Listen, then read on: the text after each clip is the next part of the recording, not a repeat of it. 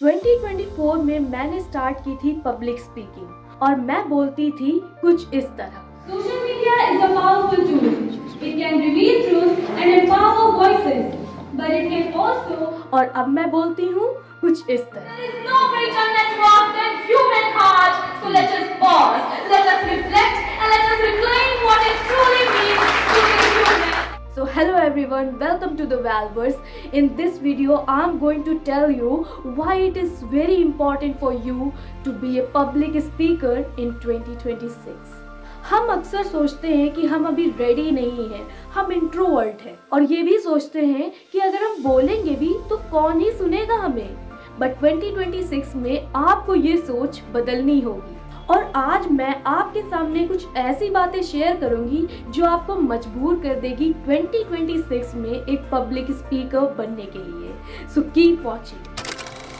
Point number 1, never think that you are not ready. सबसे बड़ी गलती जो है वो है कि हम हमेशा रेडी होने का इंतज़ार करते हैं, बट असलियत में बात ये है कि हम कभी रेडी होते ही नहीं हैं। हमको रेडी बनना पड़ता है, गलतियां करते करते और सीखते सीखते। और अगर आप आज भी नहीं बोलेंगे तो ये डर आपको हमेशा सताएगा। जब हम क्लास 12 में थे तो हम सोचते थे कि हम अभी रेडी नहीं हैं, तो फिर पब्लिक स्पीकिंग में जाने से कोई फ़ायदा नहीं। जब थोड़ी प्रैक्टिस कर लेंगे और थोड़ा अपना पर्सनल टाइम देंगे इस चीज़ को, तब उसके बाद स्टार्ट करेंगे। Like there used to be competition, so many competitions in my previous school, but मैं पार्टिसिपेट ही नहीं करती थी उसमें। मैं सोचती थी कि मैं अभी रेडी नहीं हूँ, जब रेडी होंगी तब पार्टिसिपेट करूँगी। फिर ऐसे ही पूरा क्लास 12 मेरा ख़त्म हो गया। तब हमको ये सीख मिली कि हमको अभी स्टार्ट करना पड़ेगा। फिर हमने धीरे धीरे छोटे छोटे कॉम्पिटिशन्स में पार्टिसिपेट करना स्टार्ट किया और आज one of the national debater भी बन चुके हैं। एंड यूथ पार्लियामेंट में बिना किसी हिचकिचाहट के मैंने बोला वहाँ डिस्ट्रिक्ट लेवल पर। फिलहाल उसका रिजल्ट अभी नहीं आया, वो बाद में पता चलेगा। फिलहाल आते हैं पॉइंट नंबर 2 पर। You are not an introvert. अपने दिमाग से ये ख्याल निकाल दीजिए कि आप एक इंट्रोवर्ट हैं। जस्ट बिकॉज आप इंट्रोवर्ट हैं इसका मतलब ये नहीं है कि आप बोल नहीं पाते। इसका मतलब ये है कि आप सोच समझ कर बोलते हैं। आपको शायद ये बात नहीं पता होगी, लेकिन ज़्यादातर बेस्ट स्पीकर्स इंट्रोवर्ट ही होते हैं। तो अब आते हैं पॉइंट नंबर 3 पर, feeling that people are not listening. कई बार ऐसा लगता है कि हम बोल भी रहे हैं पर लोग हम लोग को सुन नहीं रहे हैं, तो फ़ायदा ही क्या बोलने का। स्टार्टिंग में हर कोई इग्नोर होता है, पर धीरे धीरे वो आपको नोटिस करेंगे। ये कभी मत सोचिएगा कि अब इन लोगों ने हमको इग्नोर कर दिया है तो मेरे बोलने का फ़ायदा ही नहीं है, अब हम कभी नहीं बोलेंगे। यही गलती हमने अपने क्लास 10th में करी थी। जब हमने क्लास 10th में एक स्पीच कंपटीशन में लिया था, तो मैंने जब स्पीच दी वहाँ पर तो ज़्यादातर लोगों ने मुझे सुना नहीं। वहाँ पर कोई नहीं सुन रहा था। Like everyone was talking and doing their things, but किसी ने मेरी स्पीच ही नहीं सुनी और बहुत बुरा लगा था हमको। लेकिन फिर मेरे पास 11th था, 12 था, तो हम वहाँ पे डर गए। हमने कहा जब हम बोलेंगे तो वैसे भी कोई सुनेगा नहीं, तो बोलने का फ़ायदा ही क्या। और अपने आप को इंट्रोवर्ट का टैग दे दिया और ये सोचा कि मेरे लिए ये फील्ड है ही नहीं, मेरे लिए बस पढ़ाई है और कुछ नहीं है। जब हम ग्रेजुएशन लेवल पर आए तब हमको पता चला कि इट इज़ वेरी इंपॉर्टेंट। तब मैंने स्टार्ट किया फिर से ये सोचकर कि it's never too late. Like मैं अपने आप को इंट्रोवर्ट का टैग देती थी पर नेशनल लेवल डिबेटर बनी। तो ये अगर हम कर सकते हैं तो आप भी कर सकते हैं। Point number 4, fear of making mistakes. No one is perfect in this freaking world. Like I have seen so many better speakers. जब हम यूथ पार्लियामेंट डिस्ट्रिक्ट लेवल में गए थे तो एक से एक स्पीकर्स मैंने देखे, पर मैंने ये भी चीज़ नोटिस करी कि वो लोग भी मिस्टेक्स कर रहे थे। Like when you are at this point you are learning and you make mistakes and it's natural. चाहे आप जितनी भी प्रैक्टिस कर लो, you are human and you can make mistakes, but the main important point is you have to learn from your mistakes. The main part of making mistakes is learning from it. So you have to learn from every mistakes of yours. इसी के साथ अब आते हैं point number 5 पर। Confidence comes after speaking, not before.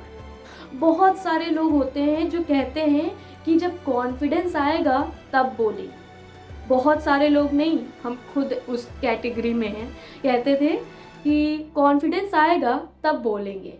जब हम 8th standard में थे, 7th स्टैंडर्ड में थे, मुझे पता था कि आई कैन स्पीक, बट हम क्या करते थे, अपने आप को कहते थे कि मेरे अंदर कॉन्फिडेंस नहीं है, कॉन्फिडेंस आएगा तब बोलेंगे। पर वो कॉन्फिडेंस कभी नहीं आएगा जब तक कि आप स्टेज पर नहीं जाएंगे और अपने आप को पुटअप नहीं करेंगे उस पोजीशन में, तब तक कि कॉन्फिडेंस नहीं आएगा। जब नवीन जैन सेठी की डिबेट कंपटीशन हुई थी, उसके बाद से मेरा जो स्टेज फियर था वो पूरा निकल ही गया था।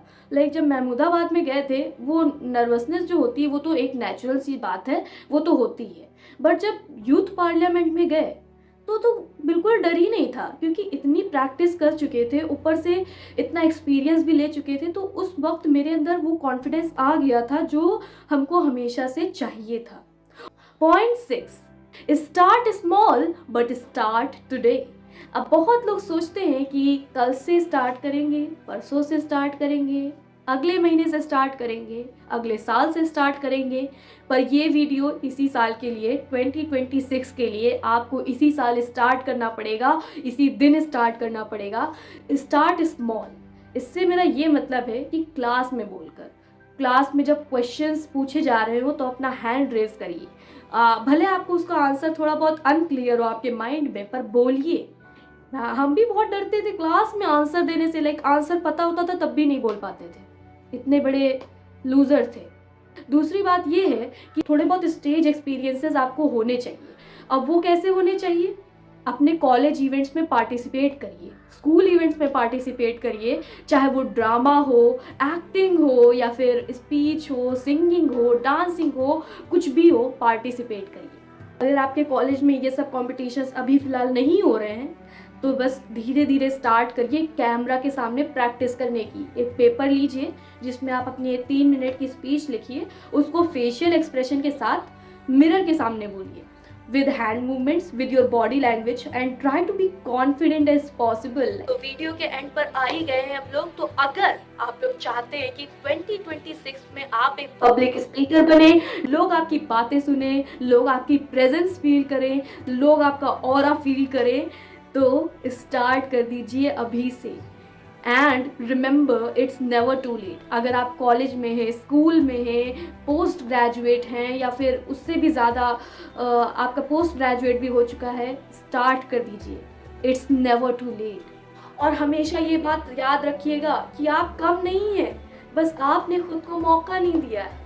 अगर ये वीडियो आपको रिलेटेबल लगा हो या फिर आपको इस वीडियो से कुछ भी सीखने को मिला हो, तो please press the like button and do not forget to subscribe this channel. और अगर आपको ये वीडियो इन्फॉर्मेटिव या फिर आपको कुछ सीखने को मिला हो तो प्लीज़ कमेंट्स में ये भी बता दीजिए कि हमको ऐसी वीडियोस और बनानी चाहिए या नहीं। अगली वीडियोस में हम आपको ये भी बता सकते हैं कि आप जो स्पीचेस होती हैं इतनी लंबी लंबी, या 5 मिनट की, 10 मिनट की, 7 मिनट की, इनको आप लर्न कैसे करें, या फिर अपने आप को आप स्टेज पर प्रेजेंट कैसे करें, even when you are under confident, even when you feel under confident. तो अगर आपको ऐसी वीडियोस चाहिए और भी, तो प्लीज़ कमेंट करके ज़रूर बताइए। And thanks for watching.